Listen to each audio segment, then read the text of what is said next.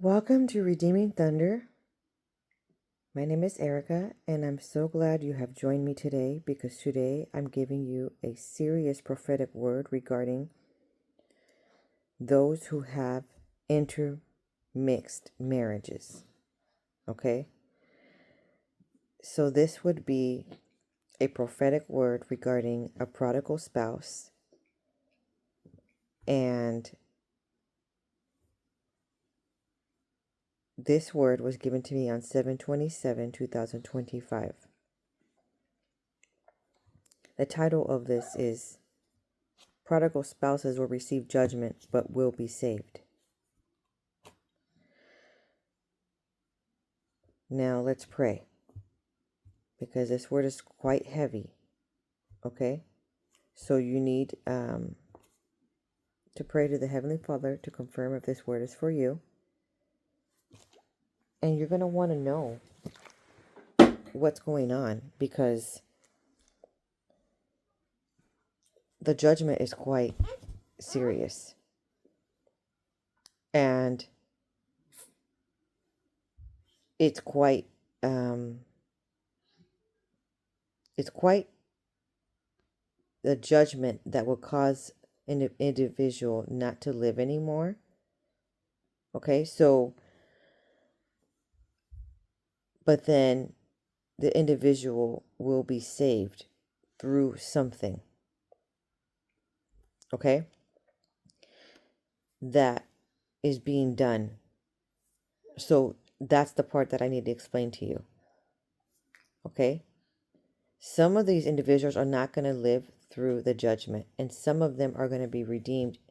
They're still going to receive judgment, but at least they're going to be redeemed, and they're going to be alive and still be saved. Okay, so that is why I need you to listen on. Okay, now this prophetic word was given to me through a dream. I saw in the dream that these individuals walked through an open door, and a bright light was at their right, and this light was coming through a chandelier of lights up in the ceiling, and there were many tables all around, and in the room was incandescent regular lighting. Okay. But there was an additional illuminated light that was coming through the ceiling. Okay, so there was white tablecloths, round tables with green square cloths laid on top of.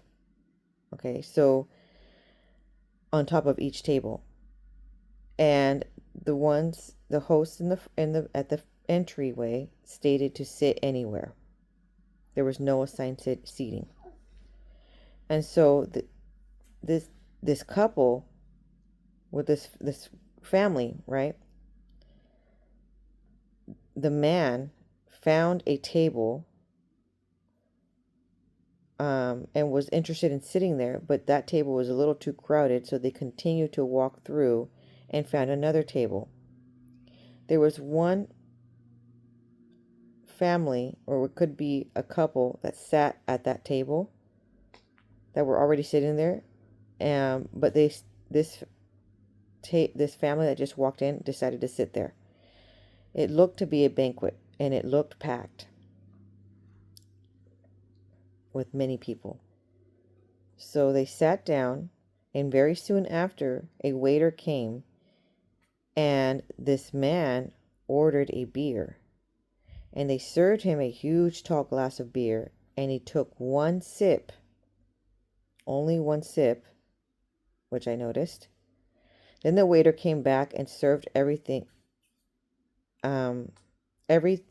beverage in a champagne glass. Okay. No, excuse me. A waiter came back and served everyone a champagne glass, and in that glass was a rolled up paper. So when everybody opened up that roll of paper,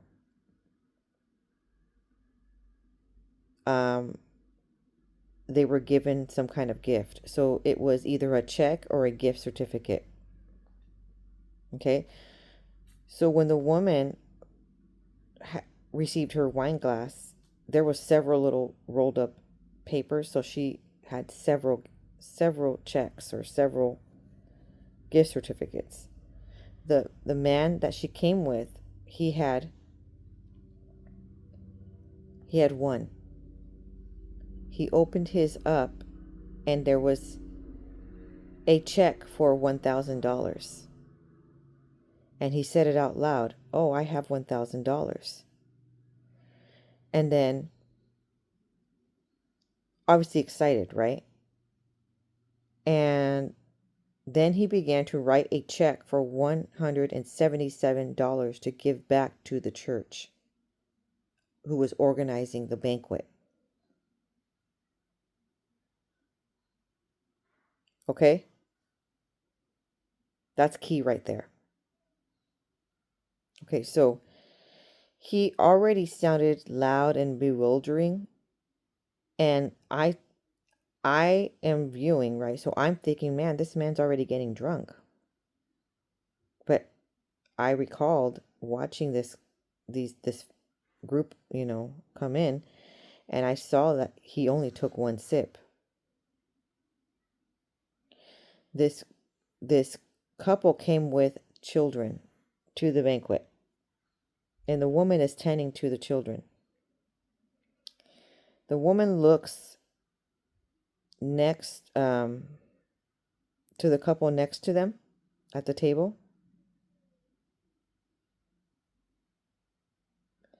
because the husband that she came with, he walked over to that woman and sat on her lap. And that was very odd. Okay? A grown man, and that just walked right up, who got drunk with just one sip somehow, and he was sitting on a woman's lap. Like if he was portraying being her older son. And she let him. She was kind of like cradling him and letting him sit on her lap. Okay? So the woman went over to him, and he says, "Get off of that lady. You have your own seat. You're embarrassing me. You're a grown man, go sit down at the table, at the chair." And at that point, he was being loud and obnoxious, and he didn't want to sit in his own seat. So the woman that he came with, she took her children and she went to go sit at a different table alone because she was so embarrassed. Okay. Then he sat next to the lady, the one that he was sitting on her lap.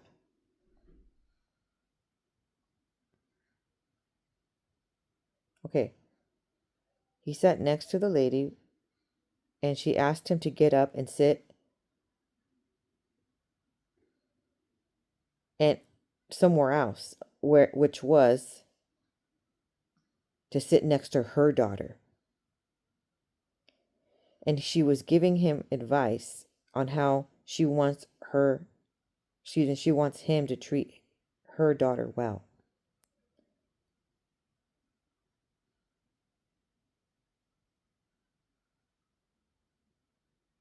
Okay, the scene changed.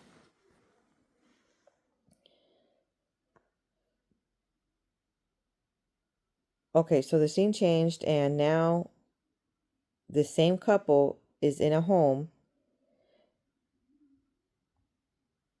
and it looked to be other family members noticed that there's needing some assistance. And so they decided to have one of the uncles, okay, live with this couple for a little bit. And so this woman was making room, cleaning out a bathroom, tidying up, and getting a room ready for this one uncle to live, okay? But he was married and he was getting his wife was getting upset, which was the auntie was getting upset because now they're separated in order for him to chime in and help this family out. And this house was a strange house. Okay, for some reason it was just entirely different. Okay, so she wanted to be close to her husband. So what she was doing is she apologized for getting feisty and annoyed at the family that needed help, and she suggested she'll feel better if she sets a camera in the home where her husband is going to be at, so that she can feel close to him. But really what that all that was causing it to be more awkward for the couple that needed just a helping hand. It became more of like a monitoring spirit, and it was not a helping hand. Okay.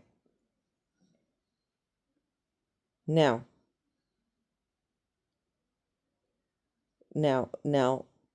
that's the end of the dream. Now, I want to break down what, at first thoughts of the dream, it kind of seemed like this man maybe was having some mother wound issues, childhood mother wound, and was sitting on that lady's lap trying to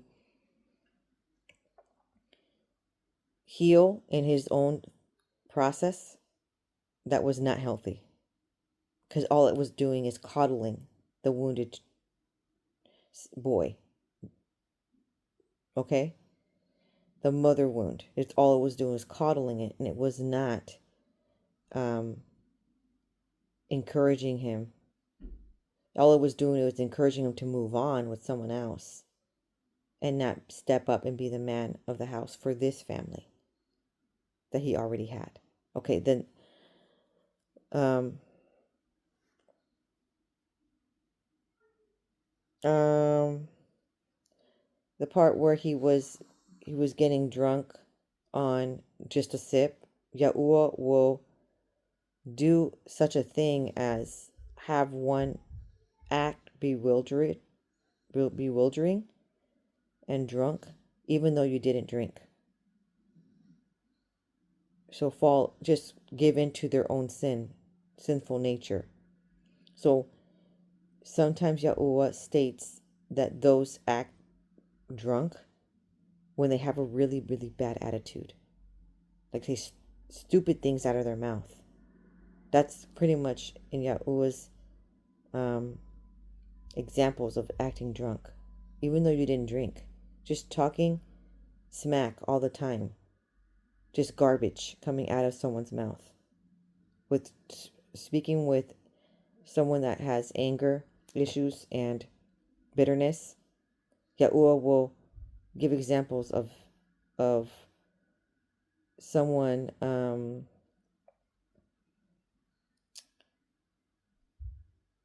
just acting toxic in that sense. Okay, so I want to break down what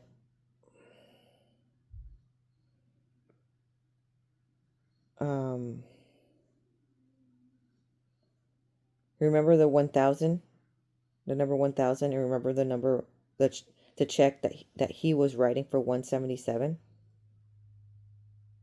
Remember? Okay. So first I'm going to talk about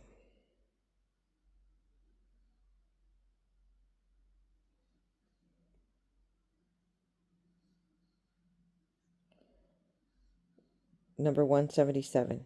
This is a Hebrew lexicon dictionary in the Brown Drivers Briggs definition. Wish or will of Yahuwah. It also means uel. That's what it means. Wish. That's the Hebrew word uel. Wish or will of Yahuwah. It also means a Judean who had taken a foreign woman during the exile. Okay, so then it references treasury of scripture of the sons of Bani, Madai, Amram, and Uel. So it references Ezra with that one word, that number, 177. It references Ezra 10:29, and of the sons of Bani, Meshulam, Maluk, and Adiah, Jashub, and Shiel, and Ramoth, excuse me. Now, this is what's going on. So, obviously, this couple entering this banquet is experiencing some marriage hardship, okay? It's giving an example of what a relationship looks like when you're not equally yoked. Like one is Christian, the other one's not Christian. For example, okay? Conversations are hard. Public outings are difficult. You know, because someone is always talking smack. Their mouth rambles on with profanities. They're living with a hurt, sour or bitter. They're living with Scrooge attitude. Okay? Life becomes difficult when one wants to be in the path of healing and they wants to serve the Most High, and they want to follow the commandments, and the other does not. Okay? Life becomes difficult when you both are following the Most High, when you both pray for each other, when you both speak with kindness and respect, and you have, you know, you're an attitude of acts of service, okay? Loving kindness, the fruits of the Spirit. Life is not that hard, okay? There's hiccups in the road, but it's not going to be that difficult when you're married to someone that is having the attitude of this world, okay? So let me explain here what Ezra 10:29 means. He's talking about the sons of Bani, Meshulam, Malok, and Adiah, Jashub, and Sheal, and Ramoth, those guilty of intermarriage. From the descendants of Hashum, Matane, Matata, Zabad, Eliphelet, Jeremiah, Manasseh, and Shimei, from the descendants of Bani, Madai, Amram, Uil, Benaniah, Bediah, Chiluhi. Okay, so that I got from the Berean Standard Bible. Now we're cross-referencing an actual scripture that goes with that. Nehemiah 13:23-29. In those days I also saw Jews who had married women from Ashdod, Ammon, and Moab. Half of their children spoke the language of Ashdod or of the other peoples, but could not speak the language of Judah. I rebuked them and called down curses on them. I beat some of them, these men, and pulled out their hair. Then I made them take an oath before Yahuwah and said, "You must not give your daughters in marriage in their sons, or take their daughters as wives for your sons or for yourselves." Remember when Nehemiah was trying to rebuild the wall and he went cray cray, okay?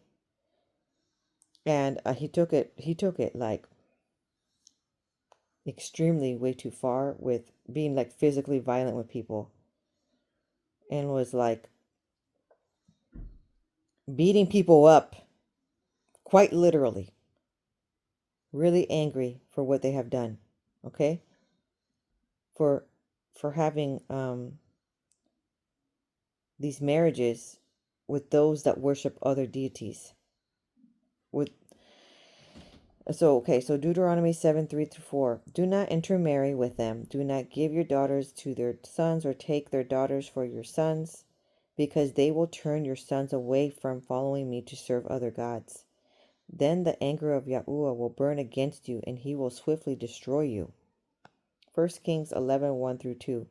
King Solomon, however, loved many foreign women, along with the daughter of Pharaoh, women of Moab, Ammon, Edom, and Sidon, as well as Hittite women.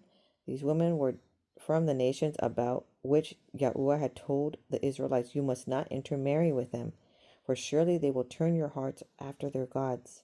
Yet Solomon clung to these women in love. Malachi 2:11. Judah has broken faith, and abomination has been committed in Israel and in Jerusalem, for Judah has profaned Yahuwah's beloved sanctuary by marrying the daughter of a foreign god. Okay, this is huge right here. Judah was one of the from the 12 tribes. Okay? Do you remember? He might have been the oldest son. He's profaned the Lord Yahuwah's sanctuary because he is the temple. Okay? Because he married not Pharaoh's daughter, a literal deity, had a daughter, and he married her. So now she's like she's like a goddess. She's like a deity almost, in a way. Like that is way too close for comfort. Like some kind of creature. Because, it could have been a creature. Who knows? Okay, they all look kind of weird. Those gods and goddesses, those deities. Okay, they were like mixed with like animal or something. A lot of them. Anyway, he had a daughter. Okay, I'm pretty sure she probably looked human, but she had some DNA in her that was of a god. So it was a complete, an abomination. Okay? So in other words, if you know that that other individual worships, they do some crystals. They do tarot card reading. They do they just worship idols. Like they're like literally obsessed with a bunch of celebrities. Okay? They literally are Satanists. Can we have some common sense and not be their girlfriend if, it's a guy, or the other way around? Okay, I'm speaking because I'm a woman. Don't go there. Don't be like, I'm going to try to win him for Yahuwah, the Most High. Just don't. You can pray for them from afar, okay? Why? Because that has been done. I know somebody. It didn't go well for that person. Okay, and he's saying it's not going to go out. Not only is that person going to torture and make your life really, really hellish, but Yahuwah is also going to pretty much turn his back. Let me tell you how he turns his back. Okay, listen. 2 Corinthians 6:14-17. Do not be unequally yoked with unbelievers. For what partnership can righteousness have with wickedness? Or what fellowship does light have with darkness? What harmony is there between Christ and Belial? Or what does a believer have in common with an unbeliever? What agreement can exist between the temple of Yahuwah and idols? For we are the temple of the living Elohim. As Yahuwah has said, I will dwell with them and walk with them, and I will be their Elohim, and they will be my people. Exodus 34:15-16. Do not make a covenant with the inhabitants of the land, for when they prostitute themselves to their gods and sacrifice to them, they will invite you, and you will eat their sacrifices. And when you take some of their daughters as brides for your sons. Their daughters will prostitute themselves to their gods and cause your sons to do the same. Okay, I want to give an example.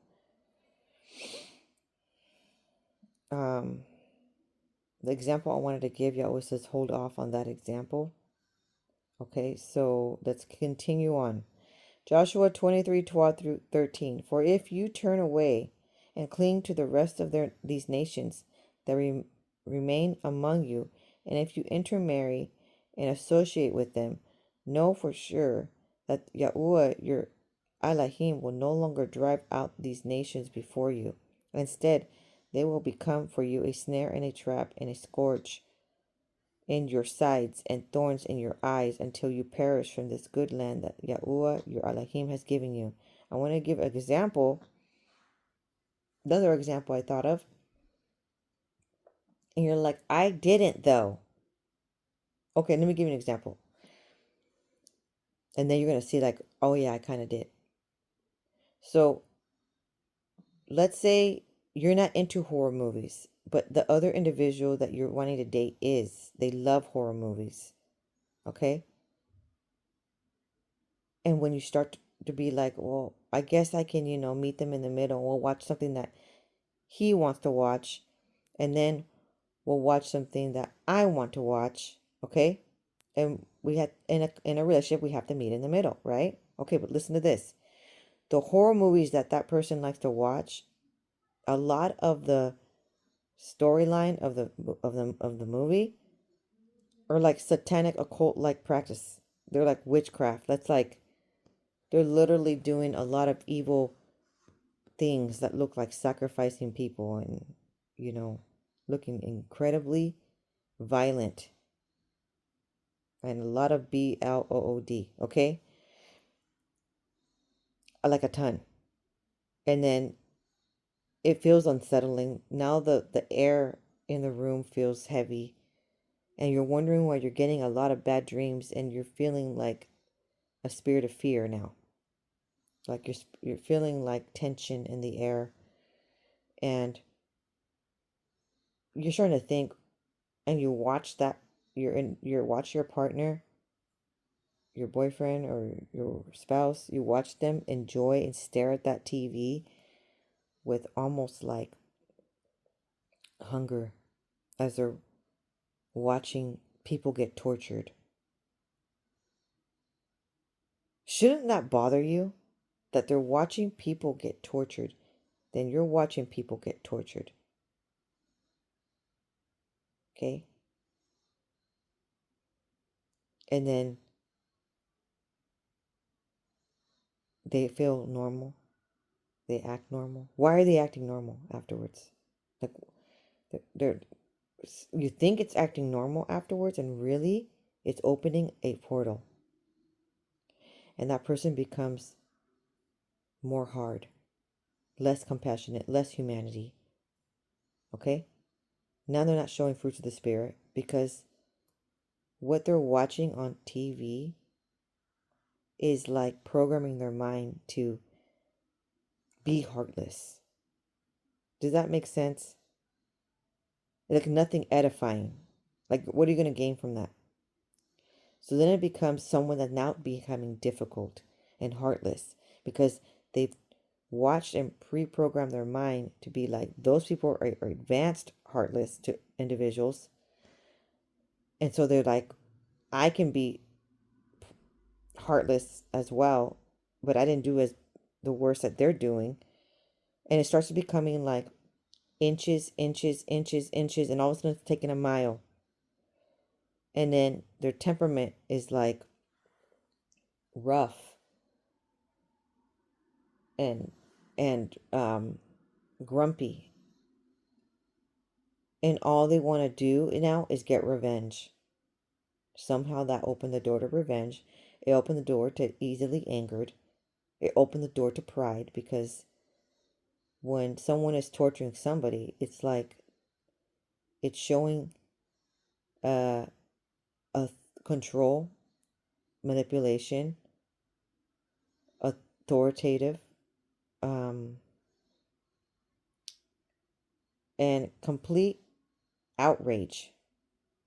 Okay, so then you're now thinking everything is fine, it's controlled, it's just a movie. It's just, is it though?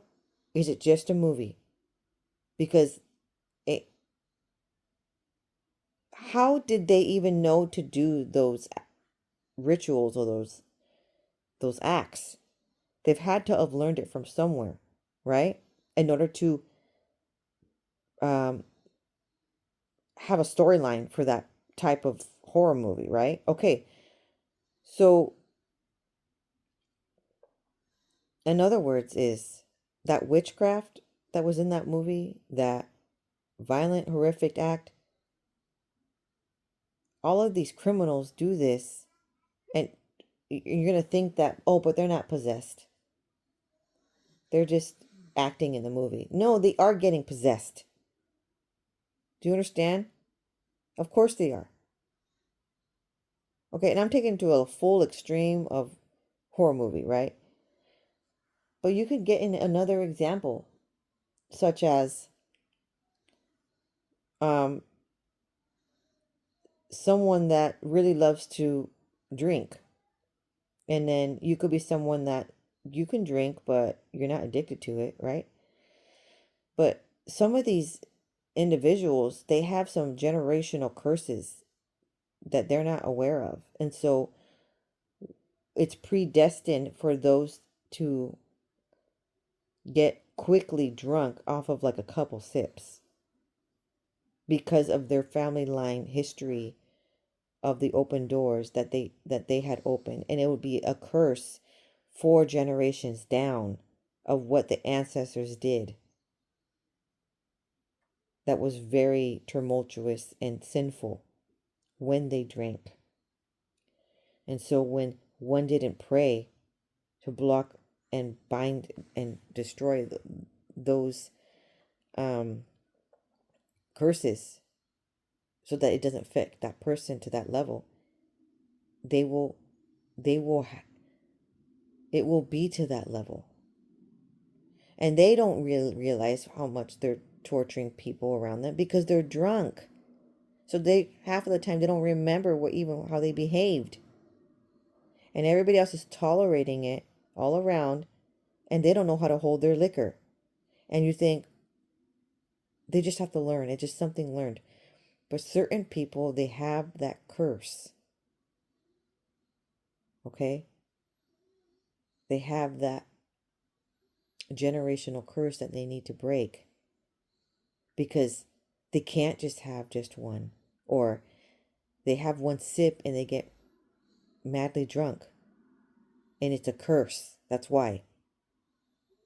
And they go revert back to it. Like that's the resort for happiness, for relaxing. That's their medicine. And then do you want to be linked with someone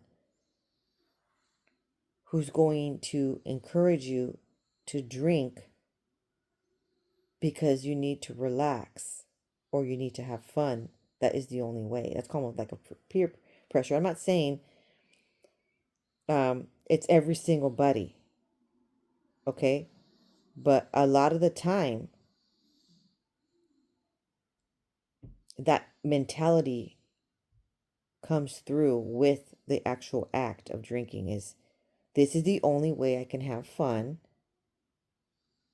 This is the only way I can relax, as if I do this, if I drink this amount. And it becomes then a habit of every weekend or every other day, they have to invest in that in order to feel satisfied. Did you notice that the key thing is they're trying to feel at peace and they're trying to feel satisfied? And so what that what was saying here is when you hang out with someone that is finds other things other than the Most High to feel satisfied and to feel at peace, instead of you pulling them up, it's usually that they bring you down into that mentality. You got to be like incredibly strong minded, okay? And set boundaries. I'm not saying drinking is like, you never drink. I think where it becomes a sin is when you get drunk, because you open your mind to spirits entering your body when you get drunk. And so when we're talking about spirits, you know how the beer is called spirits? It's not called spirits on accident. It's called spirits because they literally put spirits in those bottles so that they try to influence you, and you end up getting oppressed by these spirits, and they become part of the personality. And then you become sexually intimate with your partner, and so now those demonic forces that were bugging that individual, it's not just bugging that individual, now it's bugging you too. So it's asking a whole bunch to be equally yoked with someone. When we're talking about equally yoked, we're literally talking about being sexually intimate. You can't with someone that has a lot of familiar spirits and a lot of toxic traits, you know, and they have not been delivered. Why? Because then they're going to send them off to you, and then you're going to think how they think, because now those spirits are within you, inside your body, because two become one. And you're like, well, um, you know, does it always happen with those spirits entering you and possessing you and controlling you? The Bible talks a lot about getting to the level of getting drunk, is when that doors become open. Okay? For that to happen. So let's continue on.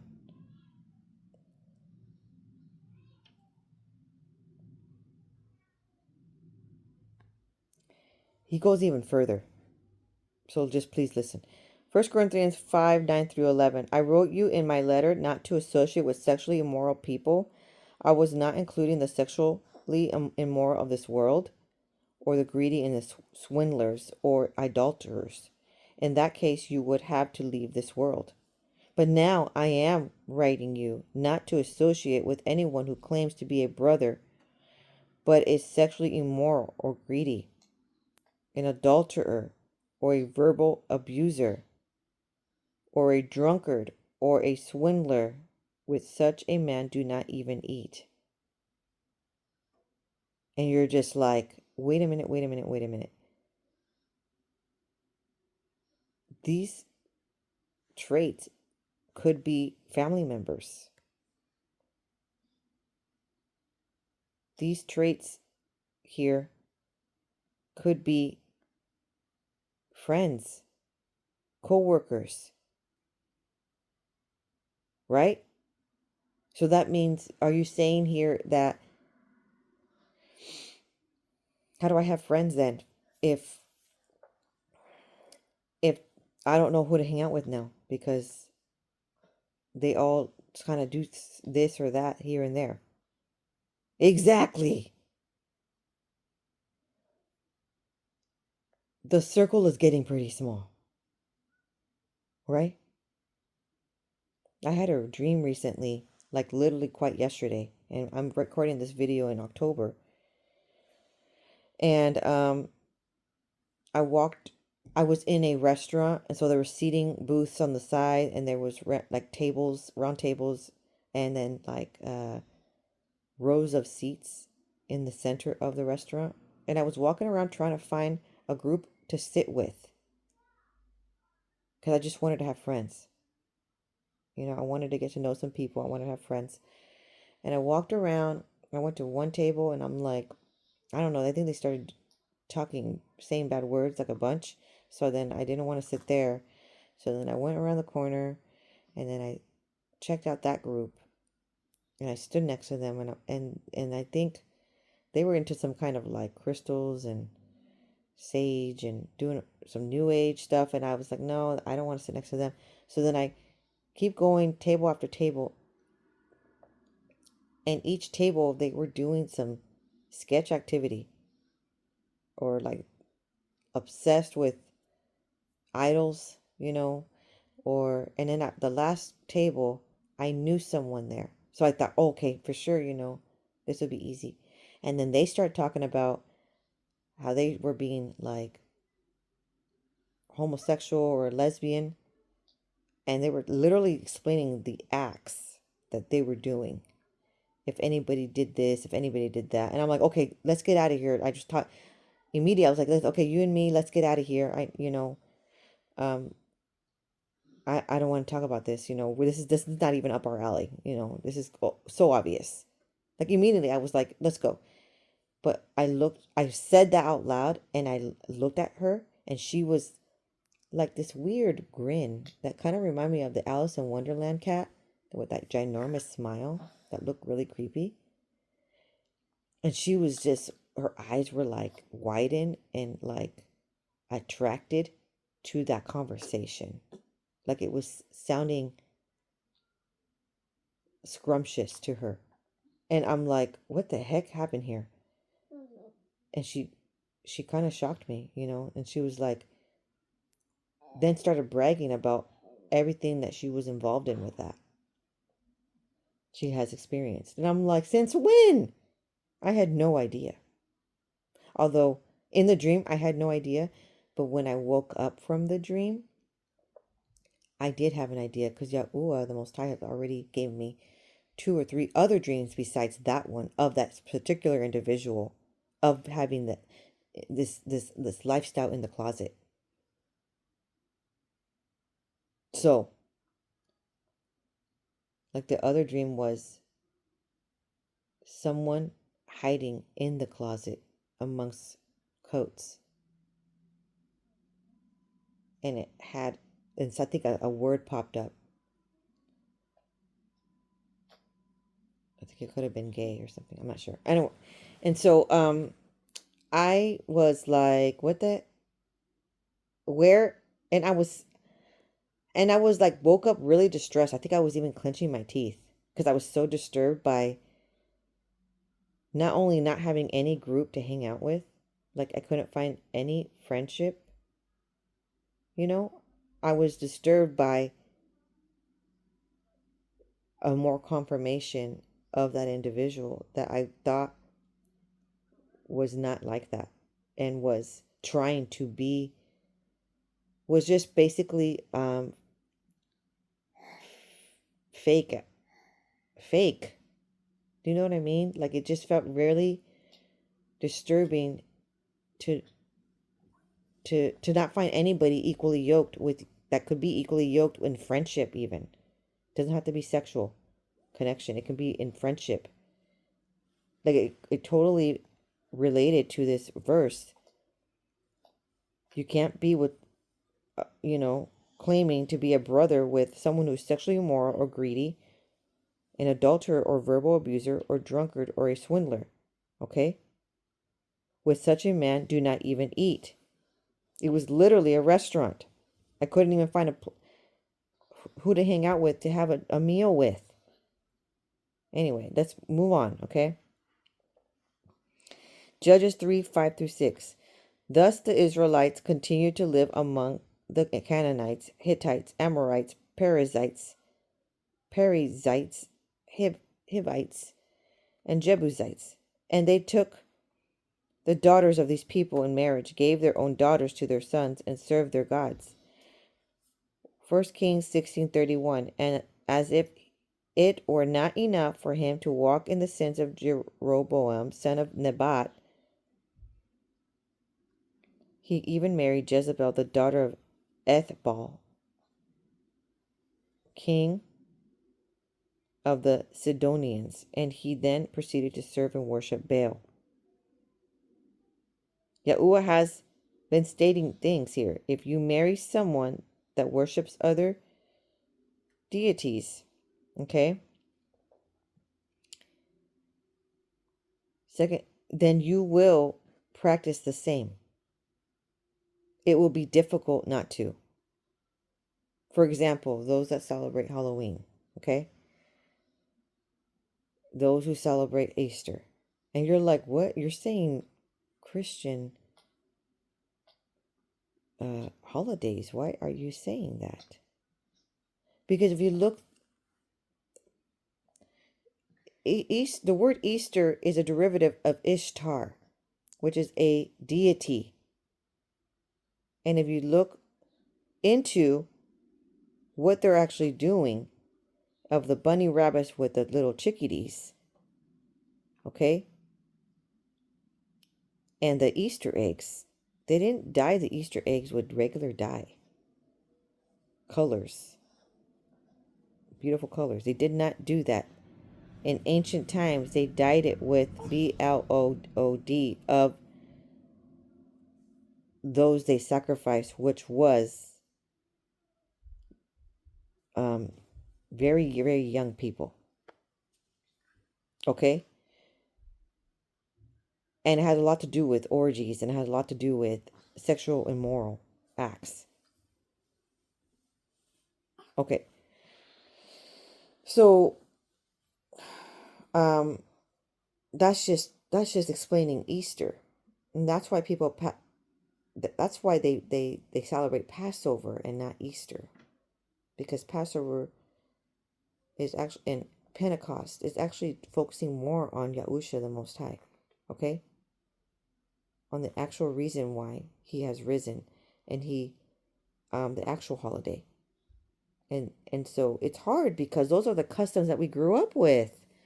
Wasn't it fun to go Easter egg hunting? Wasn't it fun to have a banquet and a potluck? And wasn't it fun to get an Easter basket and so cute with the little bunny rabbits? They make it look so cute.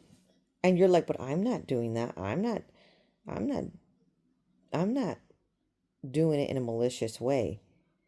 Yes, but the origins are deep, and they go there's if you need to research, please do your research, okay? It goes deeper. And so then you're going to be like, "Oh, that's how we will partake in the idol worship, in worshiping other deities, because then you celebrate that holiday." Yes, that's how it happens. That's exactly, you accidentally fall into it. Do you see what I mean? By saying, well, I'm not a witch. I'm just gonna, wear a costume and go trick-or-treating, and I'm not the one doing the whatever back in the behind the scenes sketch activity. But when you ask these witches who have been redeemed, and you ask these warlocks who've been redeemed by Yahusha, they are telling us, do not partake in those holidays, in that holiday. Why are they saying that? Because they lived it and they partook on on that holiday. They did the rituals to harm people. And they're saying it's a trick. They make it look fun, but behind the scenes it's something else. So if you really want to follow the Most High, you have to die to self. Okay? You cannot do what the world is doing. Why? Because this is a channel of learning that we are set apart. We are Israelites. We are set apart. So we are consecrated ones. We are the ones that are being purified. We are the ones that don't get to do what everybody else gets to do. Why? Because their temple, Yahusha lives in our temple. It matters to him. We don't want him to think that we're an abomination. It matters to him. Okay, so let's continue on. 2 Chronicles 19:2. Jehu, son of Hanani, the seer, went out.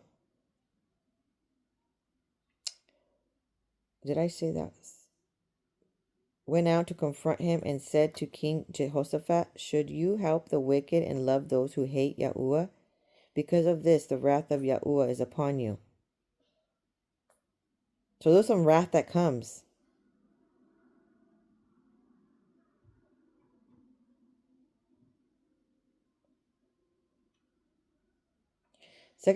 Kings 17:30-34. They worship Yahuwah, but they also serve their own gods, according to the customs of the nations from which they had been carried away. To this day, they are still practicing their formal customs. None of them worship Yahuwah or observe the statutes, ordinances, laws, and commandments that Yahuwah gave the descendants of Jacob, whom he named Israel. Did you see that? You're like, but I'm Christian and I worship Yahuwah, the Most High. But then you also are still following through with the pagan customs. So then that's what he was saying. Then you pretty much purposely marry off your daughter, your son, to others who also partake in those customs that are worldly.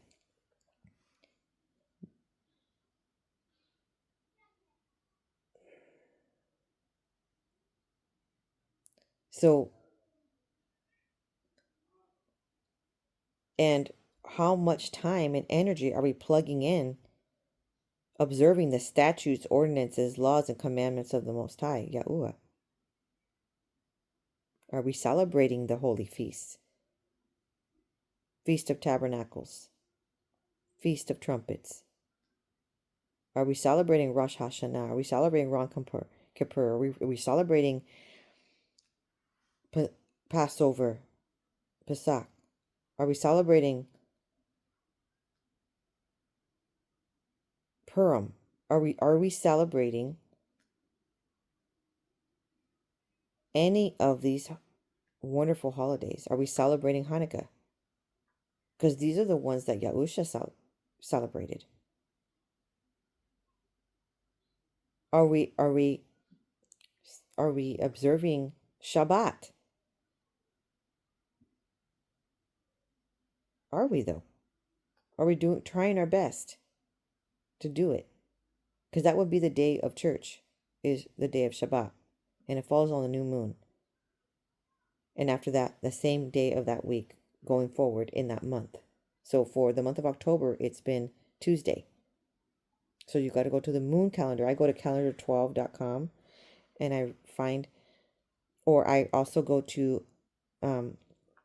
Commandment School on YouTube, and this individual gives Bible studies and explains why we celebrate Shabbat on the new moon.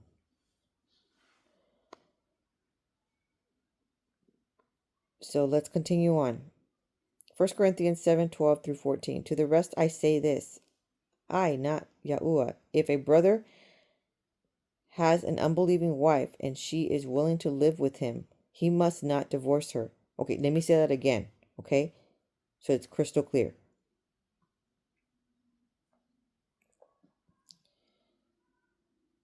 It seems to be like there is some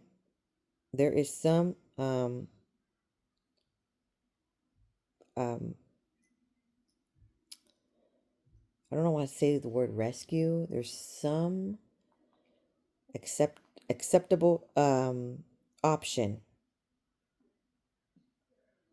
If a brother has an unbelieving wife, some of you are with a prodigal spouse, okay, who you're standing in faith and prayer for them to return to the Father, okay?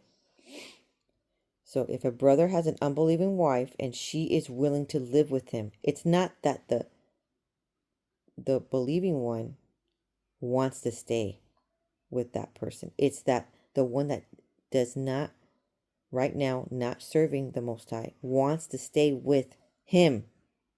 The one that does. You know what it says? He said, he must not divorce her. And if a woman has an unbelieving husband and he is willing to live with her, so the spouse that's unbelieving, the prodigal husband, still wants to be with his wife who does believe in the Most High, she must not divorce him. For the unbelieving husband is sanctified through his unbelieving, excuse me, for the unbelieving husband is sanctified through his believing wife. And the unbelieving wife is sanctified through her believing husband. Otherwise, your children will be unclean, but now they are holy.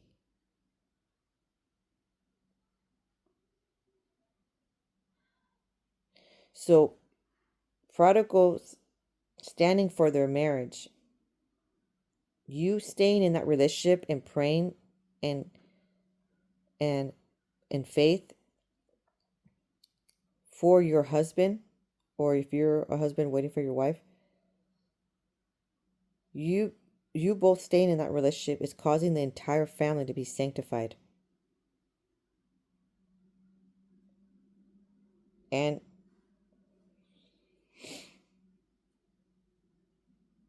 so listen on. Nehemiah 10:28-30 says, the rest of the people, the priests, the Levites, gatekeepers, singers, temple servants, and all who have separated themselves from the people of the land to obey the law of Yahuwah, along with their wives and all their sons and daughters who are able to understand,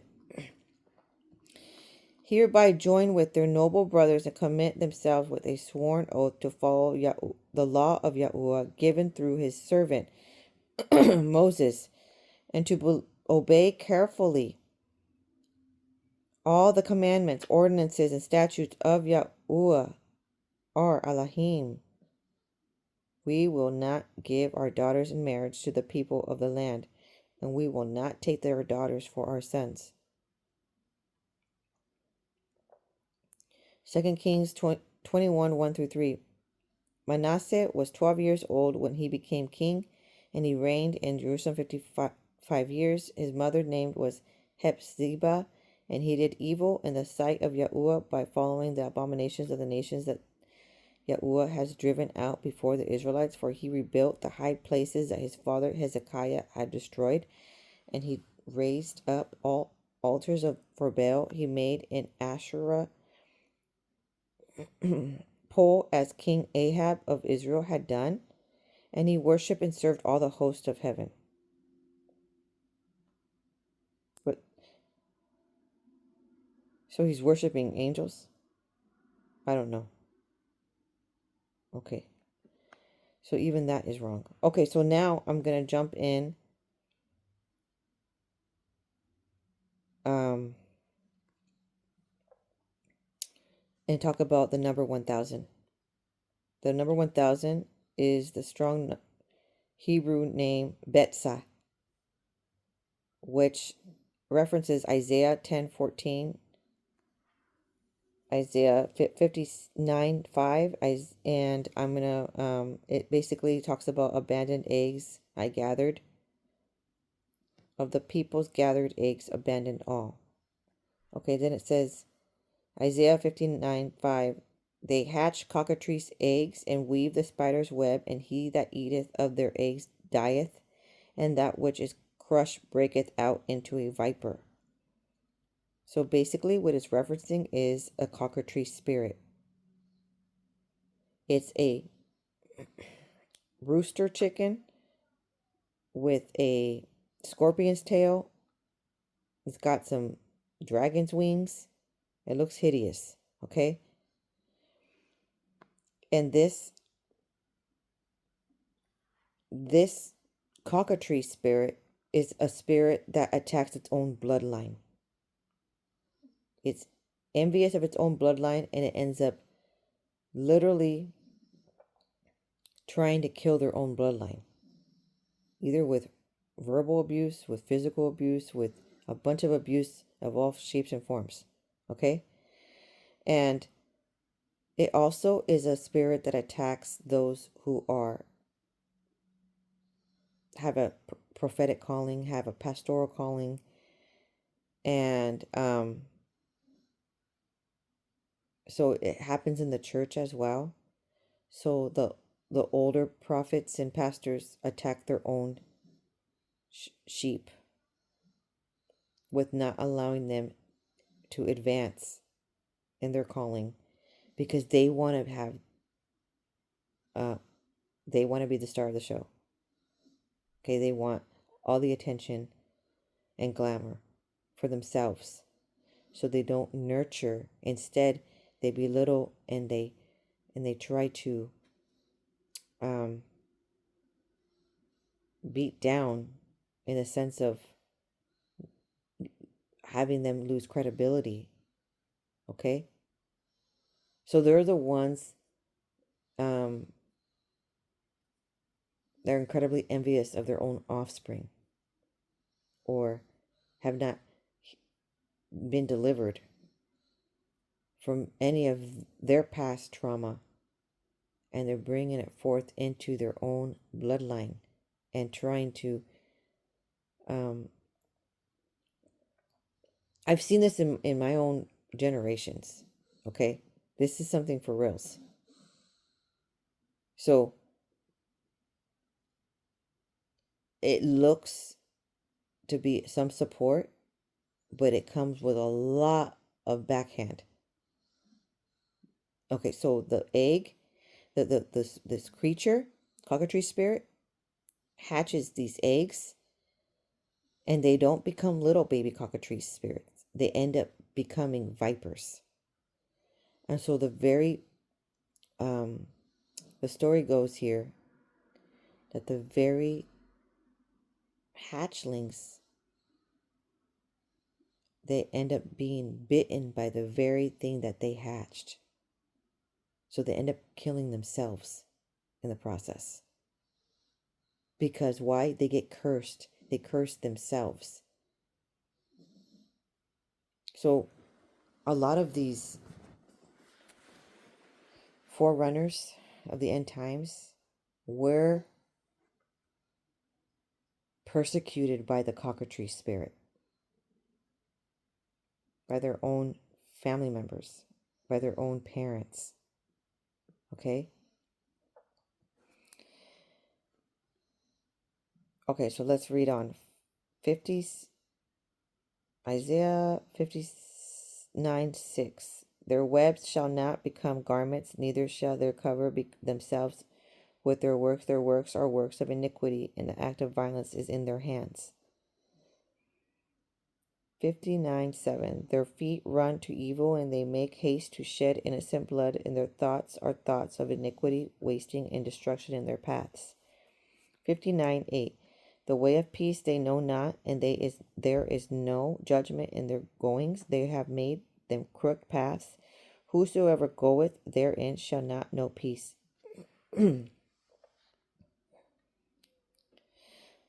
59:9. Therefore is judgment far from us, neither doeth justice overtake us. We wait for light, but behold obscurity, for brightness, but we walk in darkness. It's explaining the cockatrice spirit temperament. 59:10. We grope for the wall like the blind, and we grope as if we have no eyes, and we stumble at noonday as in the night, and we are in desolate places as dead men. 59:11. We roar out like bears and mourn sore like doves, and we look for judgment, but there is none, for salvation, but it is far from us. 59:12. For our transgressions are multiplied before thee, and our sins testify against us, for our transgressions are with us, and as for our iniquities, we know them. 59:13. In transgression and lying against the Yahuwah, and departing away from Yahuwah, speaking oppression and revolt, conceiving and uttering from the heart words of falsehood.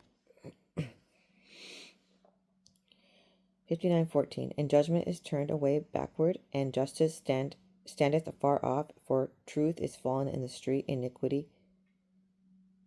inequity cannot enter.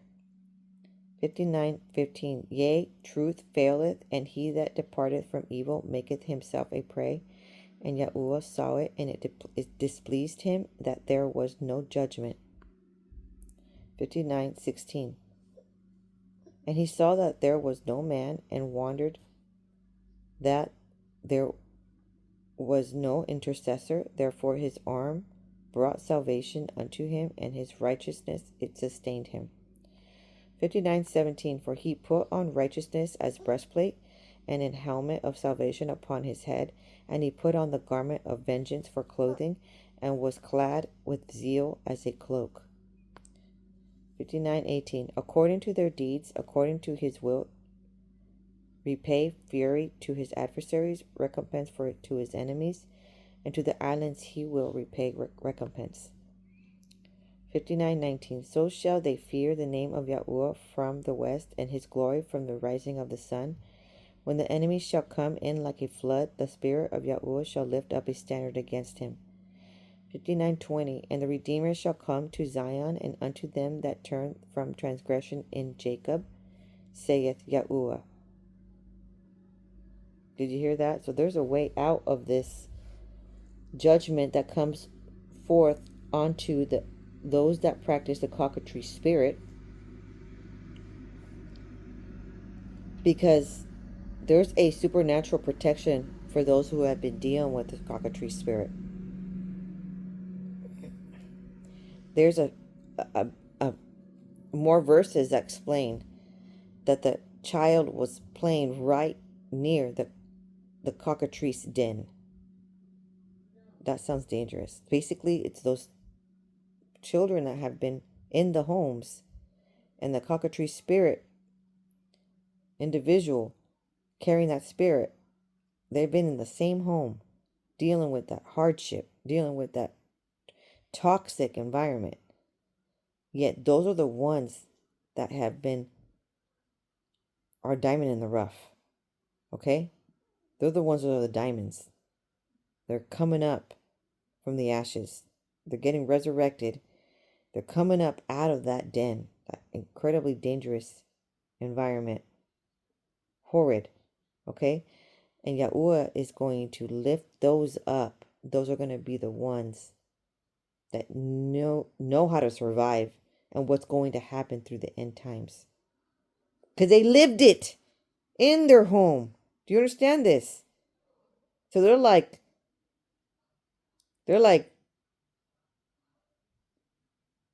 live with the mafia. They live with the gangsters, and they know the ins and outs. They know how to survive and get through it, and to teach others and to be redeemed and get out of that and be free. Okay?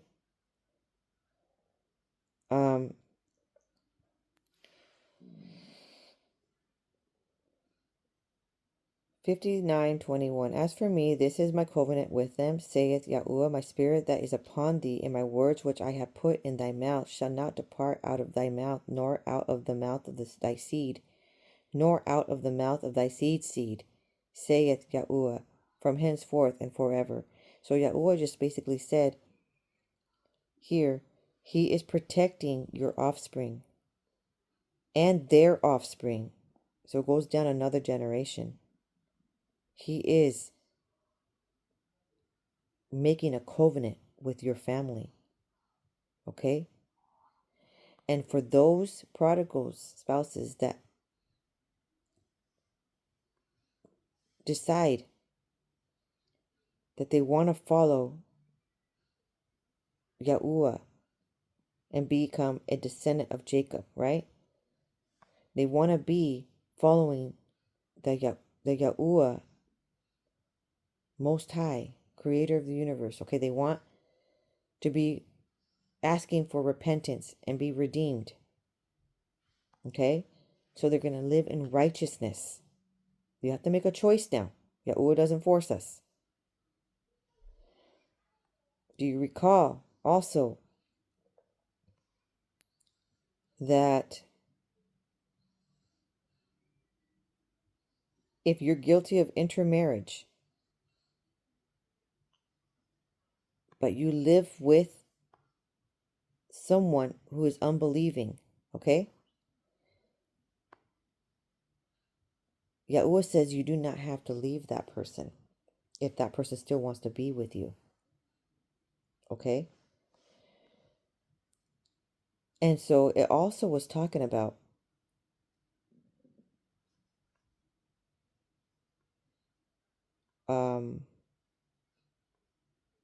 And the reason why I say that is because the number 1000 and the check that was written for 177, which 177 means wish or will of Yahuwah.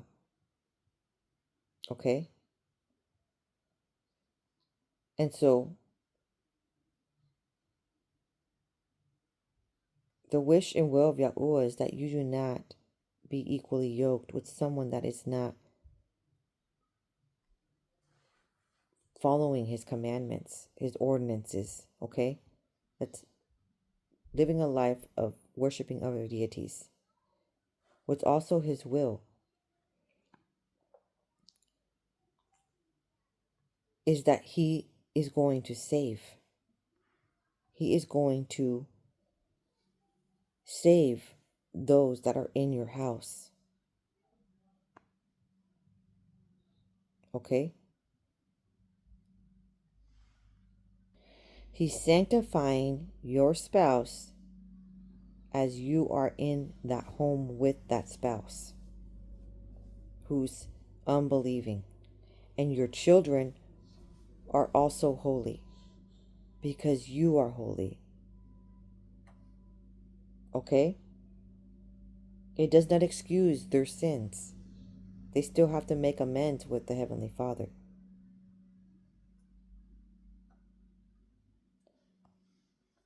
But right here, right now, Yahuwah is saying,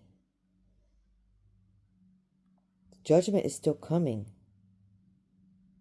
for those who have been partaking in that treacherous cockatrice spirit behavior. But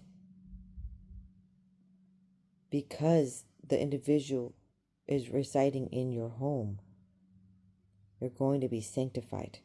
There's going to be an additional chance for redemption because you haven't stopped praying for them. Okay? You haven't stopped praying for them.